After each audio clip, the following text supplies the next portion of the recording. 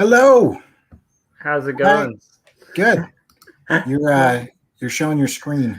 I noticed that. I am trying to fix that up real quick. I apologize. I was throwing one thing on last minute, and then I got lost in the joys of the key typing. Good stuff. Well, I am Cory Kerr. And I'm Joshua Campbell. And this is the Indie Review Show. This is the series where we review the best of indie comics and other media like movies, TV, cartoons, books, and did we mention comics? The idea is that we're pulling back the curtains on our inspirations. Josh and I have been professional illustrators, cartoonists, animators, graphic designers, and we've both taught at the college level. And we're getting into the stuff that inspires us. And tonight, we're going to do Skottie Young and Eric Shanower's Wizard of Oz. But before that, some plugs. Love it. So Gary's asking, is this the first time the video has debuted on the IRS channel? And it is. This is the first actual indie review live stream. Yes. Because like YouTube wouldn't let us do it before this. Yeah. You can find my stuff at corykerr.com. That's CORYKERR.com. And if you look at the animations over there, there's some really good stuff that you can take a look at. And so check out EndoXO.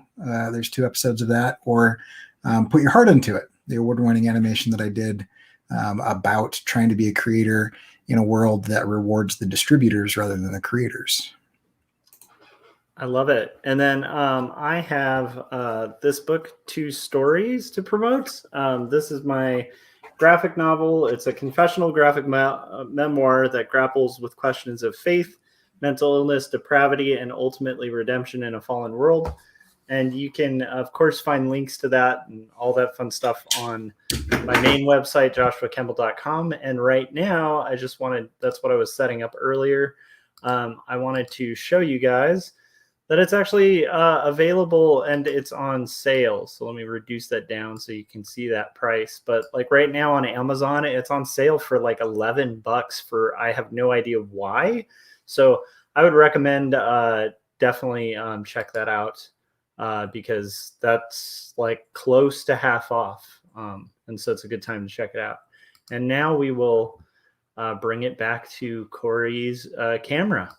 So, Cory, what do we have this week?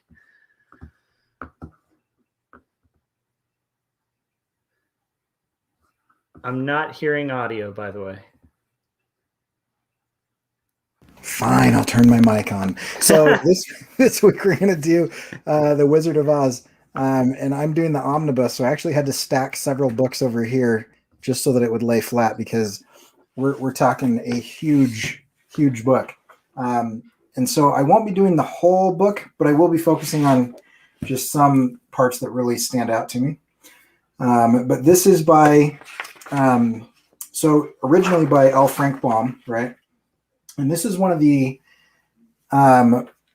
things that Marvel does. They do like the literary adaptations into comics. Oh, okay. And normally they kind of put those out and they kind of fall off into obscurity. And even like Shanower's like intro kind of talks about that. But I do want to point out the other creators because the colorist especially is incredible. So Eric Shanower is the one that adapted the script from the original books, and they go off of the books, not off of the movies. Okay. And so much weirder and a lot more detail in different things. Got it. So it gets, I'd imagine, much more highly charged politically as well. Yeah, and a lot. The writing is very on the nose because they kept it with the original writing, and so like Baum originally intended to write an American fairy tale and strip it of all of the morality and all of the kind of on the nose. Kind of like, here's the lesson that you should learn, and also a lot of the violence.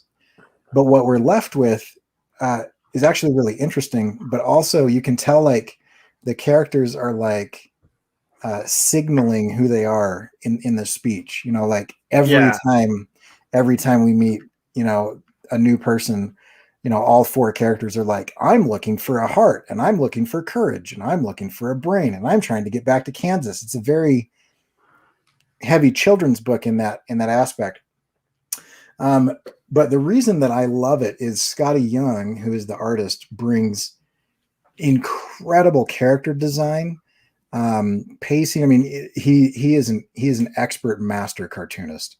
But his character design is fascinating. We'll kind of go through in the back matter here some of that.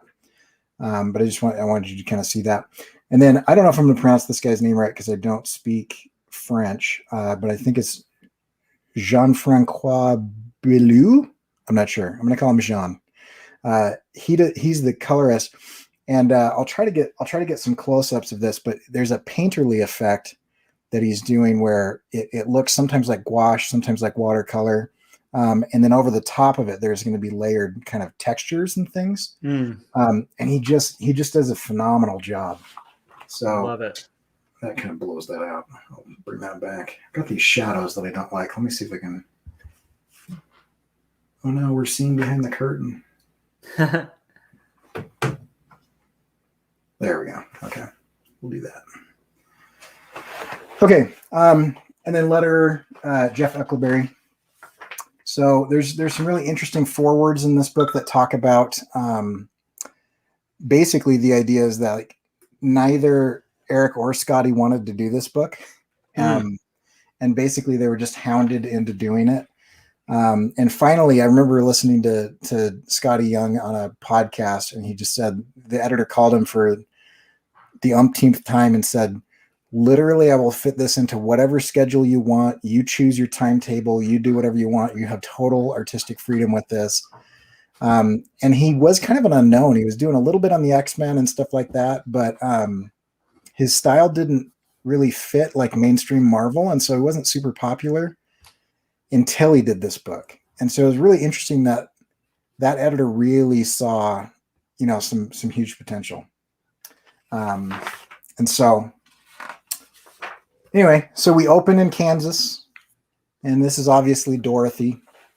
And, her character design is just phenomenal. Just the simple line work that he does to kind of do this is fascinating. And then I'm just going to take this down here for a minute and show you like those colors and the texture that you can see there. Yeah. Come on, focus. So anyway, just really interesting texture on top of things. And then Skottie does this thing where my phone is like not focusing here. Focus. There we go. He mainly uses a brush, and you can tell it's him because he always has flyaways in the hair of his characters. But the thing that I like about him is he can do cutesy and like horrific, and it all seems to just fit together. And so we start. I'm going to kind of burn through kind of the initial pages because they're not as fantastic as when we kind of step into Oz, but it feels dull, feels very very Kansas. But I love that these characters are like all mouth, Yeah. and she's very much not. So the tornado hits. There's not a lot of talking in this. Still follows pretty well. And the loose line work really, he gets his dry brush out. There's so much motion.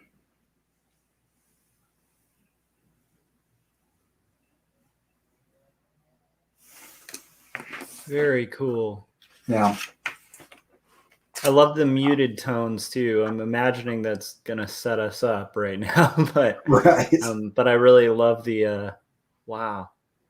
Yeah, and so you have a very similar thing to the movie where, very dark, muted, desaturated tones. We get a little bit of sunlight breakthrough, and then we're in Oz. But unlike the movie, the land is actually quartered in the book, where you have 4 different quarters, and they kind of allude to this. But in the movie, it feels like there's like a village of munchkins. But in the book, there's an entire country of munchkins. And so it's like 25% of Oz Hmm. is made up of this country, this quartered country. And so she travels for a while through this. But I mean, the clouds and the trees and the mountains and like the hill kind of carved away. I just love that this shot is very fluid. It's Mhm. almost like water like. We're almost like getting that kind of like rippling dream effect Yeah. in this still image. That's also a cool, just like fisheye sort of view to the way the whole thing is somewhat bubbled, like the Right. way it's shown. That's really cool. Yeah. I mean, everything is kind of like pushing away from this house. Yeah. Um, it's really interestingly framed. And then here we start getting into some of the character designs. And so, this is Glinda the Good Witch, who looks nothing like she does in the movies because she's actually like the same size as the children and the Munchkins. And I just want to point out, almost anytime Toto is here, he's just the economy of line. He's so just two basic shapes, Hmm. and it's so good in the way that they kind of do that. Man, my arms are going to hurt at the end of this episode. This book is so heavy.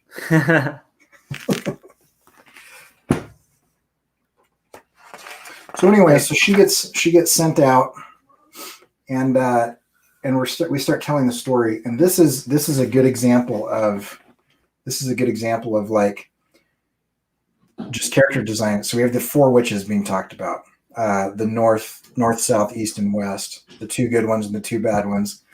And I love that the bad one, who has been killed, has X's over her eyes. Huh. And she is there. I mean, some of my favorite panels in comics are just some of the panels where we get a page turn right into her. So That's awesome. Almost like a Frankenstein's monster kind of version. yeah, she's still witch-like, but I mean, we do have kind of like the flat top and elongated head. Yeah. Wow. So then we have some conversations, and there's really weird stuff that happens in the book that they don't do in the movies. Like this is an interesting one where she spins her hat on her nose, and it turns into a chalkboard and predicts the future. And so there's things like that, and she doesn't know everything. Like in the movie, she seems like omniscient, like. Yeah. And this, she's like, oh, my chalkboard said that, let Dorothy go to the city of emeralds, and she's like, is your name Dorothy? Like I don't really know what's going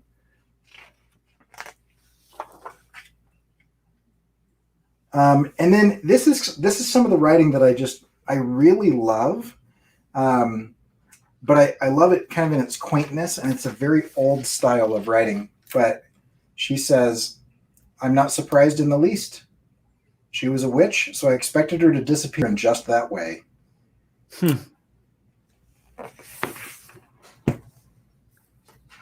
So she gets the silver shoes.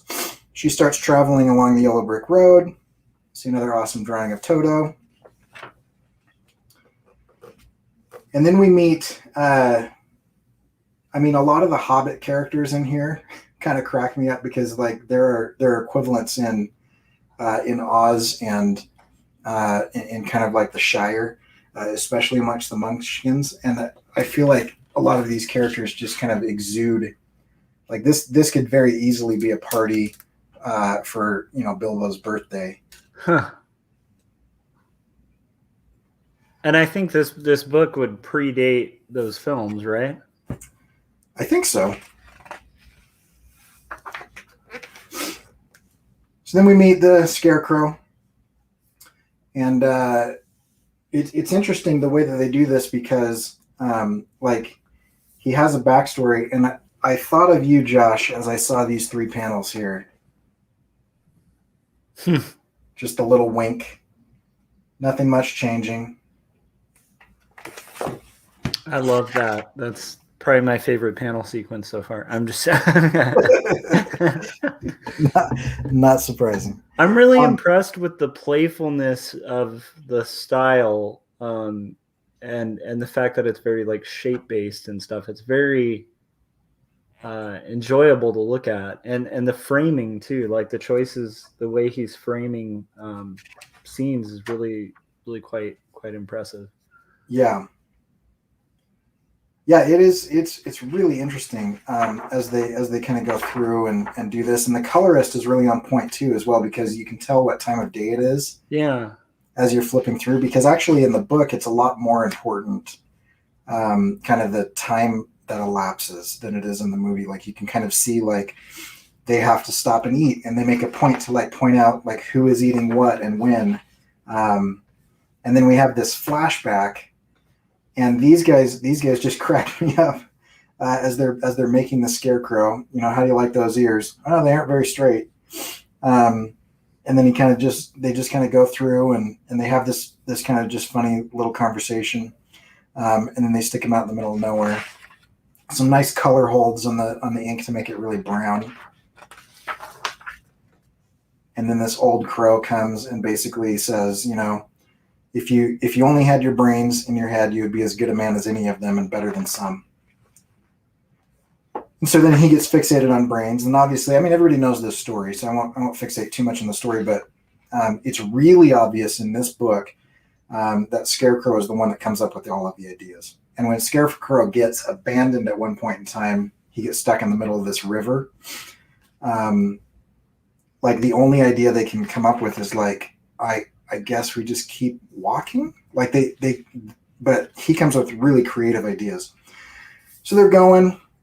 Scarecrow seems kind of like superhuman in that he can see in the dark. He's invulnerable. The only thing he's really scared of is a match. See Toto kind of chasing squirrels and running through the forest, and then they come upon the woodsman. I'll give you a shot of the woodsman design. oh, that's great. And I mean, I really love the shadow, how it's almost just like, I'm just going to scribble this in here with this brush. And it feels shadowy, but it also like blends in with the vines that have grown around him. Yeah. And just this little dripping nature on the elbow that just feels like old growth. Yeah. Very gestural too, the way it's moving and it's following the form too to redefine it. That's really nice. Yeah. So we get through, and then we get his story, which is fascinating. I don't recall his story in the movie, but he fell in love with a Munchkin girl. He's a Munchkin himself. He falls in love with the Munchkin girl, and she says, you know, she lives with this old woman who's lazy and hates cooking and cleaning. So she's doing everything she can to keep the Munchkin girl around. And so what she does is she goes to the Wicked Witch of the East and says, hey, I'll give you whatever. And I think she trades like a cow and a pig or something. And the witch curses the woodcutter's axe. And I love the gory detail of this. So he curses his axe and chops his leg off. And you have like full on like blood splatter spray, but silhouetted in a way that kind of like reduces the amount of gore.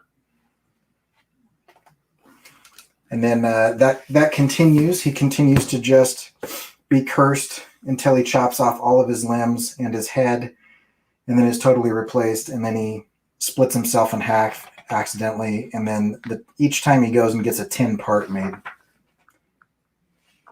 Then they meet the lion. And the interesting thing about the lion is he's like a giant cotton ball. I mean, he's all circles. That's so great. The gesture in that and the shape of that mouth when it's like open roaring is just excellent. Yeah, you can almost see the wind kind of pulling it apart. Yeah. And the funny thing is, you know, he thinks he's a coward because he's not willing to fight anyone. And he just roars every time. And then everybody runs away. they are also cowardly, but he thinks himself a coward because he's scared as he does it, and cries a lot.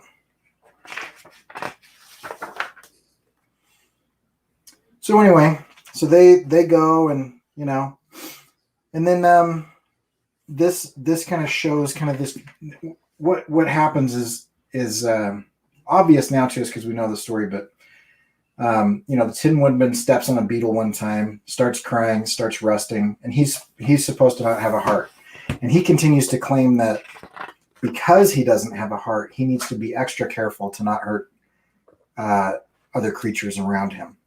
And so actually, like at one point in time, like he's like, the lion is like, oh, I'll go kill us a deer for dinner, and the Tin Woodsman says, no, you can't do that. I would just cry and rust. That would be awful. And then so I can't remember where this is, but then the lion is just sent away. It's like, oh, I'll just go get my own dinner, and nobody asks where he goes or what he's eating and that type of thing. Here's the lion being courageous, jumping across the ledge, and so he jumps across over and over and over again. The type of thing you can't do in a movie when you're, the lion is played by an actor in a suit. Mm-hmm.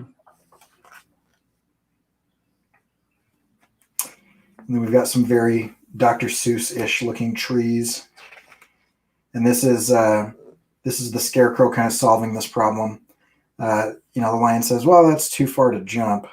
And so so the Scarecrow comes and says, oh, yeah, that's no problem. Well, this tree, and he kind of measures it, and he says, why don't you cut this down and we'll walk across it. And so then they do that, and then they come across these animals. I can't remember what they're called.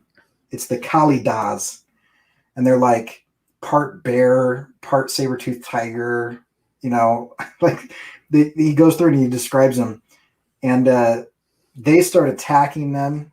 And it's the lion that says, they'll surely tear us to pieces with their sharp claws, but stand close behind me and I'll fight them as long as I'm alive.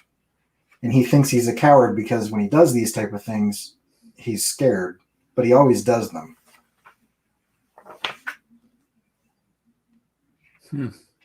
And just the water here. Yeah. I mean, that is just awesome. The camera angle of that, the curvature of the raft. Yeah, I also I'm really impressed by the looseness of the inks, and yet they're so specific. It's very neat to see a book where they're drawing with the ink to that extent, because right. You can tell there's a lot of actual drawing going on with the ink itself. Yeah, in the back, he has a lot of his process pages. And he's just taking blue line pencil and just like shaping things out. And I think he really does draw with a brush rather than trace his drawing. Yeah, it's lovely.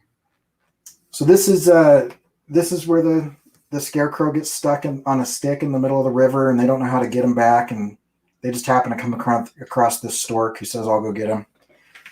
And I mean, again, anytime Skottie does silhouettes, it's just so fun. And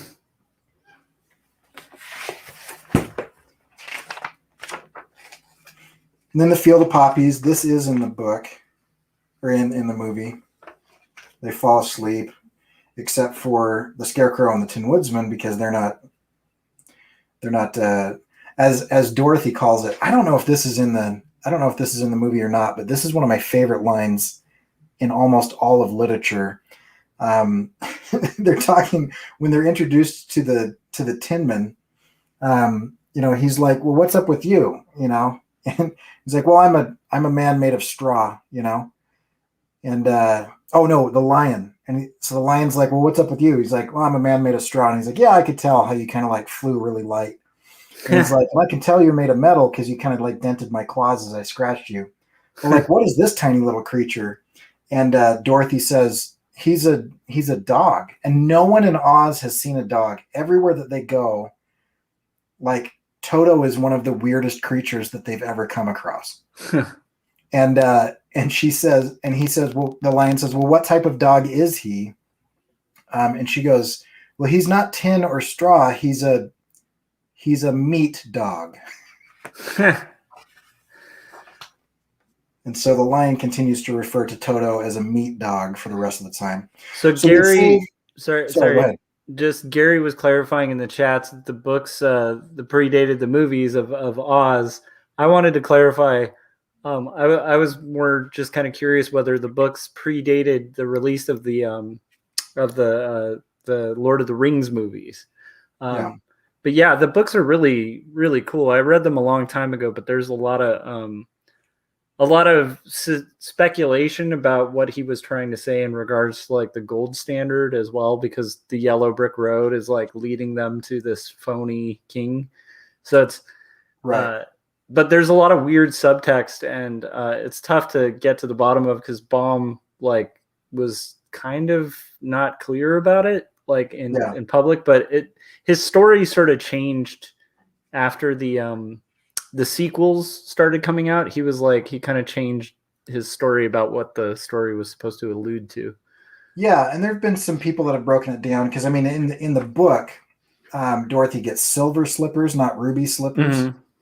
Mm-hmm. And so you have the idea of silver and gold, and OZ, is the shortened version of ounce, which is what you would measure both of those in.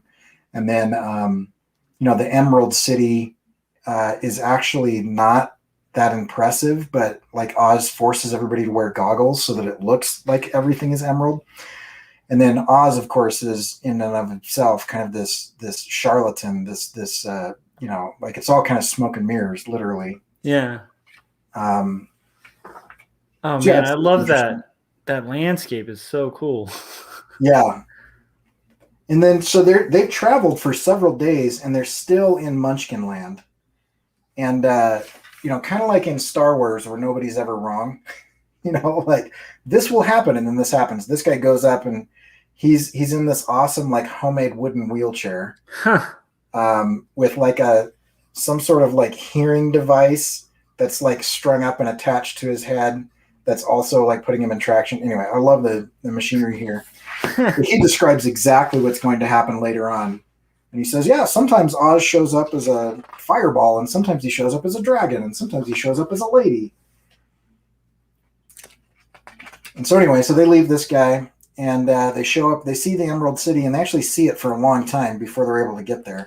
Oh, wow. And then they get there, and they meet the Keymaster. That's not his name, but that's basically who he is. The Guardian of the Gate. And I mean, just awesome mustache and everything like that. They specifically, in the Scarecrow's backstory, the farming munchkins that built him, like actually specifically said, I'm gonna make one eye bigger than the other one. One can kind of just drew one eye on bigger than the other one. So these goggles are put on everybody, and they go in, and then we just get this beautiful spread. I'm gonna show this. So you can see in the shadow there. I love that he's not like, and this is just something I always think is really cool. He's obeying the rule of not ruling lines. Like, because the second you add a ruler to like one of those lines in that landscape, everything's gonna look weird. Right. But if you freehand your lines, like understand freehand all your lines. Right. I think that's brilliant. That's really cool. And it's just shows a lot of control that he can kind of do that sort of landscape. So loose but effective. Yeah. Yeah, and I'm not sure that he owns a ruler. So then they meet Oz, who just looks awesome. He's this kind of giant head. But then when he starts talking, it's like nightmare, just terrifying.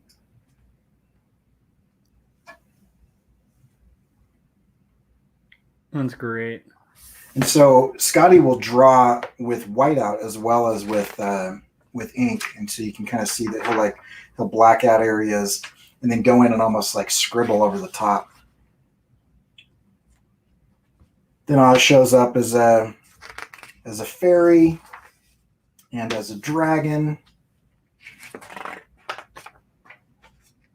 and as a fireball. And each time he says, I'll give you what you want if you go kill the Wicked Witch. And here we have the Wicked Witch. And the best part about the Wicked Witch is that she is drinking from a crazy straw. She's got her little fur coat. She's got a little hat, you know, and everything. She lives on this like Dr. Seuss style, like, you know, impossible kind of island peninsula thing. And she's just sitting there drinking her drink with her umbrella and with a crazy straw. I'm loving those wolves too. Oh my god. Yeah. So she actually controls. This is much more like a children's story than, you know, we were presented in the movie. She doesn't do a lot of fighting or a lot of magic. So she first sends wolves after them, and then the woodcutter beheads all of the wolves. So then she sends crows after them. She's got this special. So she has all of these like artifacts that kind of she uses to control these different things that she uses to attack. So she's got something that controls the wolves. She's got this special whistle that controls the crows. And so she sends the crows after them. And and the scarecrow just sits there and, you know, they can't peck his eyes out. And so everybody is hiding, and he just wrings their necks one at a time. So then she sends the bees after them. She's got a different whistle for the bees. And the idea is they unstuff the scarecrow and use his hay to cover everybody except the Tin Man. And the Tin Man just stands there because they can't sting him. And so they just blunt themselves on his chest until, you know, he's out. And then she has Winkies are her slaves. And she sends out all the Winkies, and the lion just roars at them and they run away. She hits them with a little slapstick, getting beat with the umbrella there. But then she pulls out her ace in the hole, which is this special magical crown that controls the flying monkeys. And the flying monkeys are the most terrifying force in Oz. And whoever controls the flying monkeys is basically the most powerful person, because you got that. So she's got this golden cap, and the golden cap allows the person to use to ask the flying monkeys to do a task 3 times. And so she asks, and she, you know, these monkeys are just the best. Did he give them a fez? Well, one of them, it almost looks like he's wearing a fez, which is so that's the king. Classic. That's the king. That's the king monkey, has the fez. That's so good. But I mean, they've got like tattered, like crazy looking bat wings. Yeah, they look like torched too, like they've gone to war quite a few times. Right. You're right about the silhouette too. I've noticed that increasing a lot on the last few pages, and he really does have a strong action-based silhouette use. Yeah. I think the way that he draws really lends itself towards scribbling shapes to get the gesture of it. And so when he goes silhouette, he doesn't have to worry about interior detail. Mm-hmm. But he just has such strong character designs that you can instantly recognize what's happening, what the action is. It's really pretty incredible. Yeah. So, you know, obviously, Dorothy's enslaved. Everybody's in cages. She's crying. And then she's being tormented in her cell by just creepy monsters the entire time that she's trying to sleep. It's a much more terrifying story than was depicted in the movies. And then she melts. You know, she gets hit with the water, and you see like her jaw like dripping. I mean, instead of just being sucked into a puddle, I mean, you physically see like her eye falling out and like everything kind of like melting and dripping into this puzzle. So then she grabs her shoes. The Winkies are free. They go back. And this is where I think the story gets really interesting, because as they go back, in the movie, it's like they just go back. There's no journey back. Mm-hmm. But in this, they have to journey back. And so they meet their friend, the Mouse Queen, who they had saved previous. And the Mouse Queen tells her like, "Oh, you can control the flying monkeys now." And she's like, "What? I just thought this was a cool hat." So He's that like, yeah, you can ask him to do whatever you want. that page on the left, on the previous page, like just the top left, I think just like the character, like the movement, the pose, the character design of each character, where you can instantly recognize who it is. They each have their own posture. Yeah. I mean, that is expert draftsmanship. Like, it's insane. And it makes something like a flat plane, which could be really boring to look at, like really beautiful, as well as like that great environment created by the color. Yeah. Wow, what a beautiful book. Yeah, it really is. It really is incredible.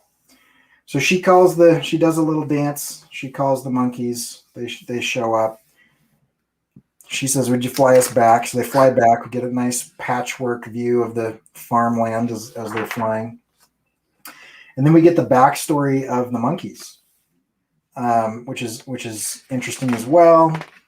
And I can't remember exactly what happened here, but the monkeys were trying to save somebody and then didn't, and then they got kind of mean and they ended up killing someone, and they were cursed to always obey whoever owns this crown. And so then they go back and we get an aerial view of the Emerald City. He's surprised to see them. They go in. Oz grants them everything.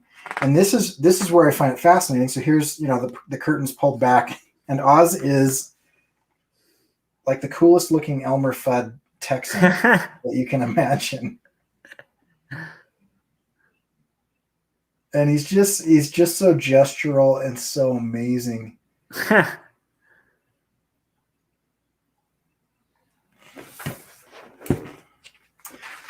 So anyway, he kind of says, hey, I'm kind of sick of being here. I'll take you back in one of my balloons. That's how I got here. And then you can kind of see, like, I love just the set design here, where you see like sandbags and ropes and curtains. You see the giant mask that he built. You can see like the marionette puppet that he used when he was, the elf person.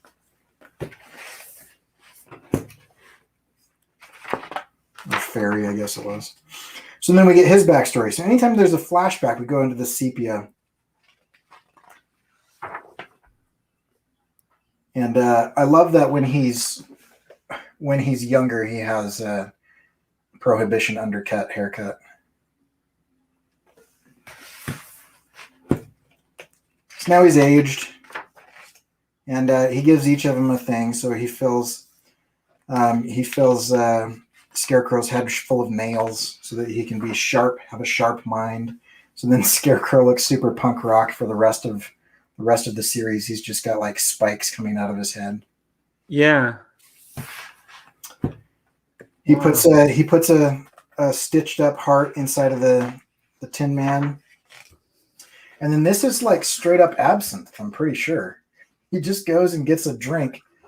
And he says, what is it? And he said, if it was inside of you, it would be courage. But this cannot really be called courage until you have swallowed it. Therefore, I advise you drink it as soon as possible. And Cory, then, I'm seeing a QR code for some reason. Oh, sorry. It probably got. No worries. Are we back? Yeah, we're back. Okay. So anyway, so he gets drunk and looks drunk. So now he feels full of courage because he drank whatever's in this kind of shady green bottle. Nice. So you got some liquid courage. Some liquid courage. A little joke for the parents, I think. So then he builds the balloon. He takes off. A lot of circles. So in the different quadrants of Oz, you also have different shapes that kind of rule the areas, and so this is very circular. I also just think the way that balloon is drawn, it just highlights sort of this artist, because a lot of artists would do the lazy thing and do just like a perfectly circular balloon or something. Right. They would make it look like a hot air balloon. Yeah. But what's interesting is that Shanower and Young, they're going to the text, and the reason it looks like this is because they just got all the blankets in Emerald City and tied them together, like sewed up everything that they could find. out of like clothes. They, found a clothes basket. Took 3 days. They used flags and other types of things. And so Yeah. it is a patchwork kind of situation. Mm-hmm. And then, the rope gets cut. I think once again, it's Toto's fault because Toto kind of causes everything. So Oz is gone, and the people crown the smartest person that they know as the new king, which is the Scarecrow.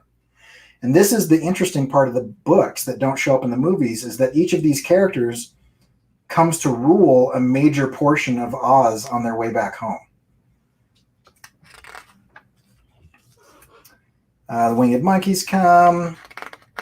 They're trying to figure out a way to get Dorothy back to Kansas, and the monkeys say, "Oh, we can't cross the desert." There's a desert that surrounds Oz that's so big that nobody can cross it. And the argument that the winged monkeys make is that they can't do it because no one in Kansas has ever seen a winged monkey, and so they can't be the first to show them a winged monkey. They go back, and the forest creatures, they kind of have some fights with some of the live trees and plants. There's a ladder, and then they come onto this porcelain city where everyone is really small and terrified of being broken, and so you can kind of see like the shininess of everything, and so there's just this fear. And Dorothy all of a sudden is gigantic, whereas she's been very small. She's now huge, and everybody is terrified of them except for the clown, who's been broken so many times that he doesn't care.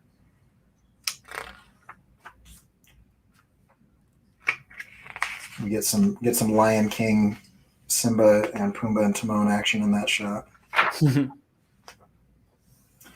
then all of the creatures of the forest ask the lion to be their king. And so they, he says, will you serve me? And they say, we will. And so he becomes the king. And then we get into some creepy stuff where we're fighting giant spiders on the way back. And these creatures that like have these like expandable flat top heads. And when they try to pass, their heads expand and like ram them. And they can't fly over them because they keep going up and they can't go past them. So they call the monkeys for the second time to kind of like help them fly over. And then we go into the land of squares. That's so cool. And this land is ruled by women. And so this is the other good witch. And everybody here is this is kind of your Amazonian style thing where everything is female. And so we kind of go through here, and then she just explains, oh yeah, you can just like, those silver slippers will get you back. And that's where she goes 1, 2, 3. And what happens is not that she just teleports. The silver slippers, they have one giant leap in them. Mm-hmm. And so she's able to leap 3 bounds, but each bound she loses a slipper. And so they're lost in the desert. So she can't get back. And I mean, just the wind here. Yeah. I'm really impressed by the staging too. It's just really, yeah. Yeah. So anyway, that's book 1 of 6. And I'll just flip through and show a couple things that kind of stood out to me here. This is the Marvelous Land of Oz. We get a new cast of characters, Jack the Pumpkinhead, and we've got wheelies and other just really awesome looking creatures and talking chickens, and it gets really nuts like later on. Oh but wow. The color and the gesture like kind of remain. Yeah, it almost feels like the colorist on the second one got even more bold with some of the choices. It's really cool. Yeah, and you can actually see Skottie kind of loosen up throughout kind of these pages as well, as he's moving away from X-Men and into kind of what would be considered his current style. You can see him get more comfortable and more sketchy in his brushwork. So I'll flip ahead here, and I want to get to kind of this seafaring voyage because I'm kind of just obsessed with seafaring voyages. But like, I just love these guys totally freaked out. I love the modern major general type character. Like anytime somebody draws that kind of colonel looking character, it's just that's a beautiful panel too. The waves. Yeah. But yeah, anytime somebody draws like that old modern major general character, they pretty much have me interested in the story. Right. So this time, the way that Dorothy gets to Oz is by being shipwrecked and ending up floating in a crate with a chicken. There's the moon, and so she ends up in this chicken, or with this chicken, and the chicken starts to talk to her, and she's like, "Wait, is the chicken talking to me?" So anyway, very gestural, very cool, and we can kind of see, just like throughout the rest of the book, it just gets awesome. These wheelie creatures are super freaky. Yeah. Wow. So we got the tiger. Okay, so I wanted to get to. I'll flip through just real fast because I'm doing okay on time. But I want to spend a couple minutes on his process that he has in the back. Yeah, this is lovely art, and it is interesting because each book it does feel like the colors get more and more bold. Yeah, that's interesting. And the way that they get to Oz each time is hilarious. There's a train wreck. There's whatever. Oh, you're right. His style totally evolves though, because it's like by the end it just looks so. Yeah. Yeah. He gets a lot more flyaways, a lot more different things. I like that beard character, I guess. Yes, he's just mostly a beard. He's just, yeah.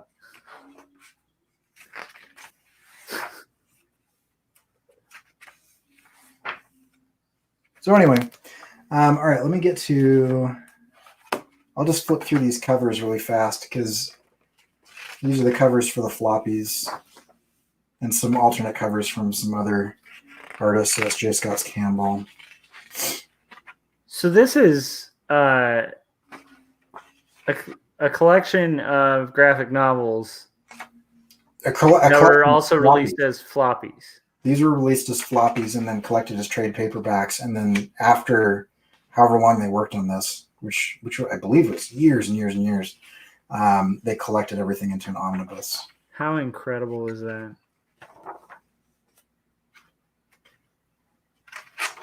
I love that the scarecrow sewed the crown to his head. Huh. And then we have in one of the stories there's a revolution of girls. Some pretty interesting themes in this. I mean, there's trans characters that transition in the middle of the stories. There's matriarchy. There's all kinds of pretty fascinating stuff for like 1907. Yeah.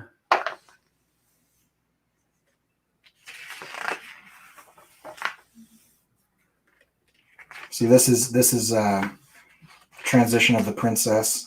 She is this character for most of the story, and then it turns out that she's the Princess of Oz.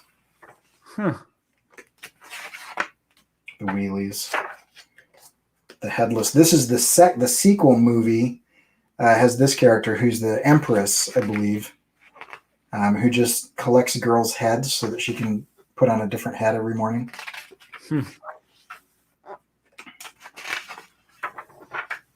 And then that looks like just like that smiling one looked like a straight up Sam Keith shout out.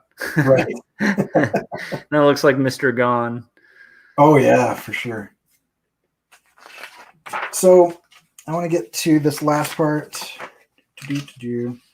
and just show a few of the sketches. So this is his kind of blue line work, and you can tell he's kind of doing the draw the Marvel way where he scribbles out the shapes until he likes them.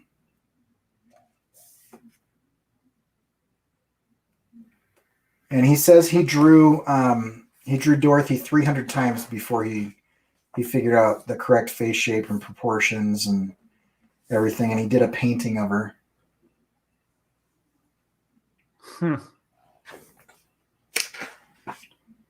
Cowardly Lion looks very Disney here. I feel like this is almost like Scar. We move into kind of a Mufasa situation. Yeah, I love the where he wound up there. It's just so fun having it just be this giant round. Yeah, just a head. huge puffball. Yeah. And then he claims here that the teeth were a little terrifying. So he had to kind of move away from that and move towards, just a less less horror filled situation. A painted mouth. I mean, we've got like Iron Giant influence here. Mm-hmm. This reminds me of something, but I don't know where I've seen it. But he did end up in a very classic yet unique kind of style. Yeah. You know, that almost looks like the Hitman from Clone Wars. Oh yeah, with the hat. yeah, Cad Bane. Yeah, that's what it reminds me of. The Good Witch of the North, Toto. And I love that Toto is just like, we've had to zoom in on this because he drew him really small. You can just see the pencil line. Mm. Yeah, I love the gestural pencils too. It's so cool. And then he goes through his cover process. And so he's got his sketch, which he sketches digitally in color. And then does a layout, and then does inks, and then it's colored. And then he gives his interiors. And then does the inks on top of that. So that is The Wizard of Oz. Wow. Under an hour. Impressive. I've got to here switch cameras for me so I can kind of flip around here. Of course. So that was really cool. Cory is going to be switching his cameras and getting all that ready. And in the interim, let's talk about. You know what? Well, while he's setting up, should I go ahead and do the? Oh, you're back. Never mind. Okay, I think it's time for an audit. It's time to pay some bills. All right, that's what I was kind of thinking. So okay, let me throw that on then. So let's go back to this full screen. All right, so I will explain this in like 3 seconds. So okay, here we go. It is time for an audit. The Indie Review show is brought to you by Audible. You can get a free audiobook and support this show by going to audible.com, audibletrial.com/IRS. This week I am recommending Off to Be the Wizard by Scott Mayer. I absolutely am in love with this entire series by Scott Mayer. It is a story about a normal guy who has made an abnormal discovery that he can manipulate reality thanks to finding out that reality is nothing more than a computer program. And as he's tweaking this reality in this computer program, he quickly finds that there's a group of people who have been living in the medieval era calling themselves wizards, doing the exact same thing. And so it's very humorous. It's very silly. If you're a fan of like Douglas Adams and Monty Python, I think this is a great book. And I highly recommend don't get the actual book, get the audiobook, because this is one of those books that's actually better as an audiobook because the reader they have doing it is one of the best readers. But I guarantee it will be worth your time. It's one of my favorites. So anyhow, with that being said, also, if you like the book that we reviewed this week or any of the other books we're recommending, go to irsagency.com. In fact, another easy way to support the show is to click one of the links on the irsagency.com before you purchase anything on Amazon. It gives us a kickback and it doesn't raise the price for you. So that will do it for that. So let's get back to this. I'm trying to find my regular camera again. There we go. So yeah, let's get back to it. So what did you kind of take from it in the sense of like meaning and all that fun stuff? Oh, your audio's off again. As far as meaning goes, I think I don't know that I want to spend a ton of time on that because I mean the story is not why I'm recommending this book. I think the story is great, and I think if you read the Wikipedia article on it, it's an interesting deep dive into kind of that type of thing. What I really like about the storytelling is the way that the character designs like exude like the traits that we're supposed to know about those characters. Mm-hmm. Right. And so the innocence of Dorothy, in that she has the large eyes and the large childlike kind of portions, the puffball of the very circular nature of the lion kind of makes him not threatening at all. I mean, he kind of just looks like a cuddly, puffy kitten. And so each of one of those, I mean, the sharp angles and the almost monster-like Frankenstein-y kind of style head and jaw of, the Wicked Witch. Again, the kind of round characteristics of the Good Witch. All of those types of things, like the way that things are designed, and then the landscapes themselves tend to tell the story of what's going on as well. And so, when the house hits and there's an impact, you can see that fisheye as everything kind of almost feels that impact, but in a very dreamlike, fluid way. Mm-hmm. As they go into the forest and they're fighting the trees, and everything gets very angular and creepy and almost tentacle-like. Mm-hmm. And then they go into Oz, or they go into the Emerald City, and everything is built out of circles and very round, and that type of thing. And so, like the consistency of the use of shape is fascinating in the storytelling itself. That's what really stood out to me as far as meaning, is taking the meaning and the core traits of each of those characters and places and placing them in the character design. Mm-hmm. Yeah, that stood out to me too. I think the greatest interest in this book is just the execution and the drawing in general, just the use of drawing in ink, the use of drawing for character designs and shape. And it reminds me a lot of the stuff that was published in like the 1990s from like Ani Press and SLG, but like done better. Yeah.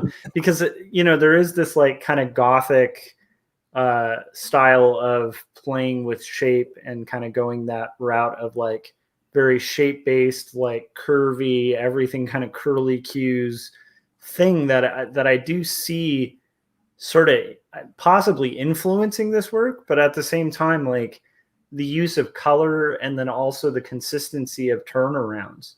Like he can take that character and stretch it and give it movement and stuff like that, but the proportions are pretty darn consistent, like across the board for the entire series, which is incredible with that kind of like open-ended animation where the shapes can be all over the place. But I love that. And I especially think if you're working in animated type of style like that, I think quite often people get stuck in like using the same templates for every character. And it's just a really beautiful example of like broad templates all over the place. So I'm really impressed by, and the compositions are great too. And you're right, his silhouettes are really fun, partially because of that gestural line. Yeah. So when you see it just silhouetted, you get to see a lot of that ink just doing its thing, and that's pretty incredible. Did he ink this as well, or was it a different inker? Oh no, he inked. Yeah, he inks all of his own stuff. Yeah, and it's good that he does, because I think it looks like art that needs to be inked by him. I don't think he even does type pencils. From everything that I've seen, it looks like he goes straight from kind of gestural roughs to inking. So cool. Yeah. Wow. So as far as stuff that the reason I picked this, really early on when I got into illustration, I came across Skottie Young, and one of the things that stood out to me was, because I had come from a background of graphic design, I was being very precious and very precise with my inks, and everything felt very stiff. And there are lots of people I've found since then, but he was the first one that I came across that it stood out to me that like there can be emotion and fluidity and action in the line work. Like there can be chaos in the line work. And I even in my children's book that I worked on a little while ago, Tongue Cut Sparrow, you can see a lot of the influence of the brushwork that I was really studying the way that he did things. And I love the little curly cues and the little drifts and the little random lines that he kind of adds to just add feeling and motion and a little bit of realism, because people have flyaways in their hair, they have threads that pop off of their shirt, or whatever, and it just seems to everything is just beautifully imperfect in the way that he does it, and it makes it feel like a human made it rather than like some machine that you're just like, holy cow, I just don't even know how he's the opposite of Art Adams. I'm also very impressed with but I mean, Art Adams is like a machine of precision, and it's incredible the way that he puts stuff down. And on the other end of that, you almost get the emotion of the line work coming through. And so that's kind of the main thing that kind of influenced me. But what would you steal from what you saw today? I definitely, I think I go in a very different direction art-wise, but at the same time, like I was inspired by the looseness of the inks, and I think it's a good reminder to all of us that are really tight with our inks that you can loosen up and still have, like, as long as the drawing skills are there, it's like the ink can get a little looser. I also think just compositionally, it was really inspiring. And then it was fun to see the color and the texture of that book. And I also just personally, as like the husband of a children's book artist, I feel like there's a specific kind of children's story look that is overused by like education companies and a lot of like PBS shows and stuff like that, where it's like this very like vectorized, everything's plastic kind of look. And I just think like a book like this really honors the long history of beautiful artwork and drawing in children's stories. And frankly, like I'd like to see that more. And so I think what's beautiful about this is to see somebody bringing that children's book style, like a very like tight, competent children's book artist, to comics.